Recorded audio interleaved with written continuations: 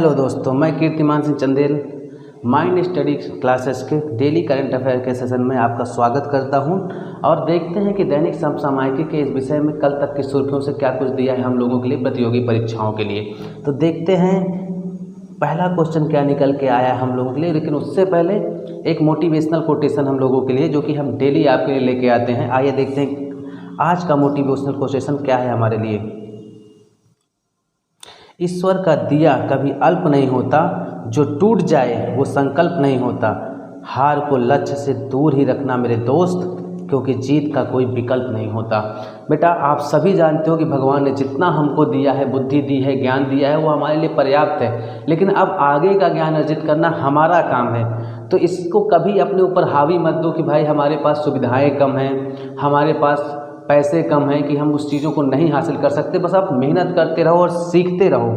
बस आपका संकल्प एक ही होना चाहिए कि मुझे एक लक्ष्य को पाना है। बस अर्जुन की तरह आपको चिड़िया की आंख दिखनी चाहिए। अगर ये आपका लक्ष्य है तब तो फिर आपको लक्ष्य तक पहुंचने से कोई नहीं रोक सकता।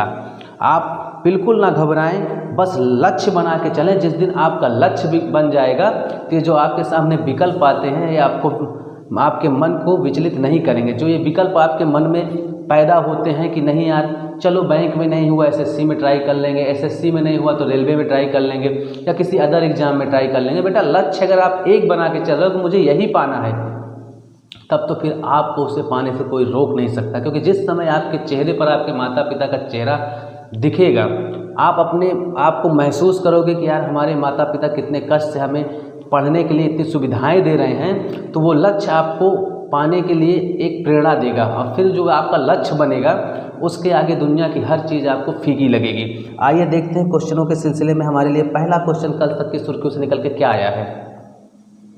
पहला क्वेश्चन है बेटा हमारे लिए, मई 2021 की सूचना अनुसार केंद्र शासित क्षेत्र लद्दाख में सिंधु दर्शन महोत्सव कब से शुरू होगा? तो बेटा शुरू होगा 19 जून से। लद्दाख जम्मू कश्मीर राज्य के पूर्व में स्थित एक ऊंचा पठार है जिसका अधिकतर हिस्सा 3000 मीटर, कहने का मतलब कि 9800 फीट से ऊंचा है। यह हिमालय और काराकोरम पर्वत श्रृंखला और सिंध नदी की ऊपरी घाटी में फैला है। जिले बेटा इसमें 2 हैं, लेह और कारगिल। राजधानी यहाँ की रे है। आइए देखते हैं हम लोग अगला क्वेश्चन। 13 मई 2021 की सूचना अनुसार किस देश की विपक्षी पार्टियां सरकार के गठन के लिए आवश्यक बहुमत वोट जुटाने में विफल होने के कारण पूर्व प्रधानमंत्री की नियुक्ति फिर से कर दी गई थी? ये बेटा नेपाल के 10 मई को संसद में पेश विश्वास मत हार चुके नेपाल के प्रधानमंत्री केपी शर्मा ओली को फिर से देश का प्रधानमंत्री नियुक्त किया गया है, क्योंकि विपक्षी पार्टियां आवश्यक बहुमत वोट जुटाने में विफल रहीं। अब श्री ओली को 30 दिनों के भीतर संसद में विश्वास मत हासिल करना होगा। देखते हैं हम लोग अगला क्वेश्चन क्या निकल के आया हम लोगों के लिए कल तक की सुर्खियों से।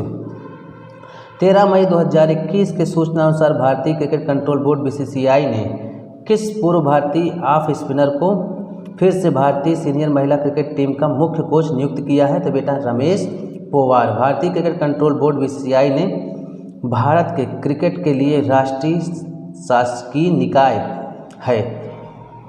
भारत के एक समाज तमिलनाडु सोसाइटी पंजीकरण अधिनियम के तहत पंजीकृत के रूप में दिसंबर 1928 में गठन किया गया था। बेटा इसका अध्यक्ष बेटा इसके समय सौरभ गांगुली और सचिव बेटा है इसके अमिताभ चौधरी। आइए देखते हैं अगला क्वेश्चन क्या निकल के आया हम लोगों के लिए। मई 2021 के सूचना अनुसार प्रधानमंत्री कल किसान सम्मान निधि पीएम किसान योजना के अंतर्गत आर्थिक सहायता के रूप में कौन सी किस्त जारी करेंगे? तो बेटा 8वीं किस्त। इसके अंतर्गत 19,000 करोड़ रुपए से अधिक की राशि 9 करोड़ 50 लाख से अधिक किसान परिवारों के बैंक खातों में भेजी जाएगी।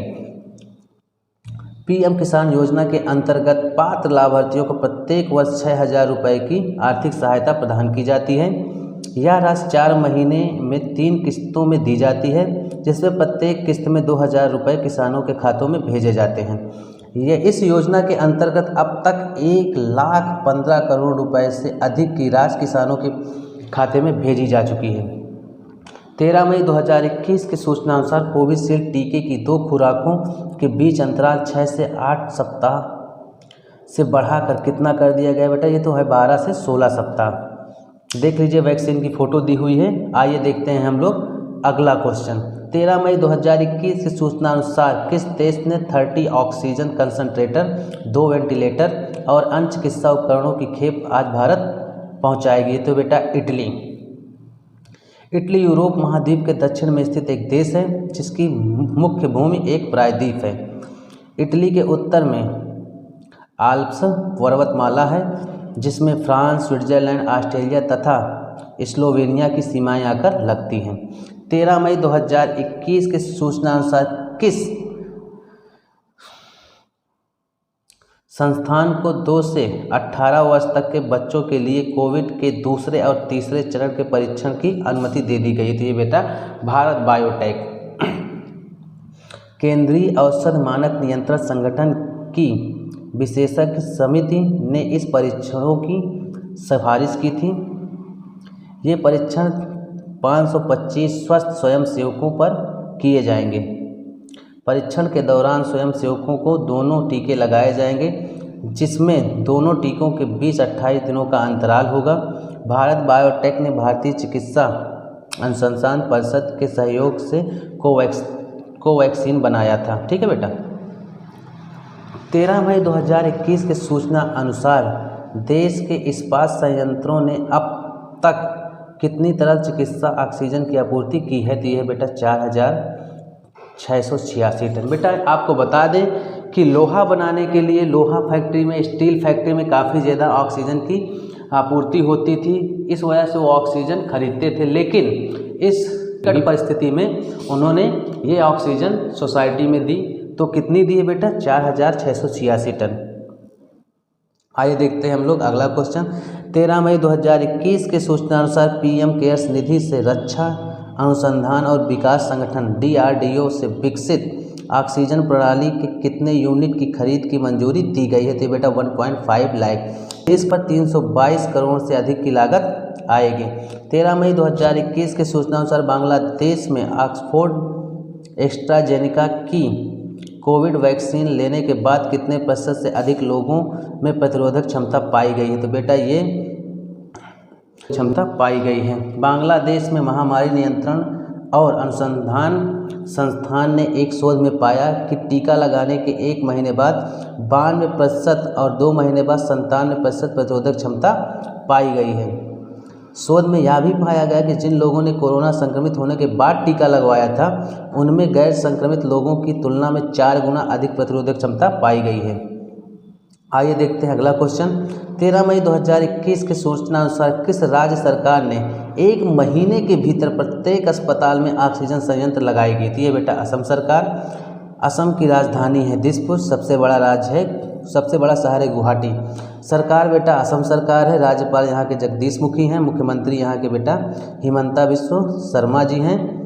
विधानमंडल बेटा एक सदनी है। विधानसभा सीटें 126 सीटें हैं। राज्यसभा सीटें 7 हैं। लोकसभा सीटें 14 हैं। गुवाहाटी इसका उच्च न्यायालय है। 13 मई 2021 के सूचना अनुसार मुंबई के लिए किस संस्था ने 1 करोड़ टीका खरीदने के लिए वैश्विक निविदा जारी की है? तो ये है बेटा बृहन मुंबई नगर निगम ने। ठीक है। आइए देखते हैं इसके बारे में थोड़ा सा। नगर निगम ने चीन के दवा निर्माताओं को बाहर करने के लिए विशेष शर्तें रखी हैं जिसमें कहा गया है कि भारत की सीमा से जुड़ने वाले किसी देश की निविदा मान्य नहीं होगी। कहने का मतलब इन्होंने बिना कुछ कहे, बिना कुछ किए संकेतों में चीन को हटा दिया। बेटा इन्होंने कहा है चीन से जुड़ी है, भारत से जुड़ी हुई सीमा से जुड़े हुए देश। कहने का मतलब उसमें आपका चीन भी आ गया और इससे इनको कोई दिक्कत भी नहीं होगी। आइए देखते हैं अगला। टीका आपूर्ति के लिए FDA की स्वीकृति और ICMR की दिशा निर्देश की जरूरत होगी। इसमें दवा आपूर्ति के लिए DCGI की स्वीकृति आवश्यक है। आइए थोड़ा सा अगला का क्वेश्चन देखते हैं क्या निकल के आए हम लोगों के लिए कल तक की सुर्खियों से। 13 मई 2021 के सूचना अनुसार किस प्रदेश की सरकार ने राज्य में विशेष कोविड अस्पताल के रूप में पंजीकृत निजी अस्पतालों में हिम केयर और आयुष्मान भारत योजना के लाभार्थियों को निःशुल्क कोविड उपचार उपलब्ध कराने का फैसला लिया है? तो ये बेटा हिमाचल प्रदेश की सरकार। इस निर्णय में लगभग 9,29,000 लाभार्थियों को फ़ायदा होगा। 13 मई 2021 की सूचना अनुसार किसने वर्क फ्रॉम होटल का एक नया आइडिया पेश किया? तो ये बेटा IRCTC ने, ये बेटा इंडियन रेलवे है। इसमें इन्होंने ये कहा है कि आप होटल में से भी काम कर सकते हो, लोगों को खाना पहुंचा सकते हो। इसका मेन काम बेटा क्या है? पर्यटन, खान पान और ऑनलाइन टिकटिंग। भारतीय रेल इसकी बेटा मात्र कंपनी के नाम से जानी जाती है। आइए देखते हैं हम लोग अगला क्वेश्चन क्या हम लोगों के लिए बन के आया है। 13 मई 2021 के सूचना अनुसार भारत ने किन देशों के रोजगार कार्य समूह की अध्यक्षता की है? तो बेटा यह है ब्रिक्स देश। आइए देखते हैं ब्रिक्स देश में कौन कौन से देश आते हैं। ब्राज़ील, रसिया, इंडिया, चाइना और साउथ अफ्रीका।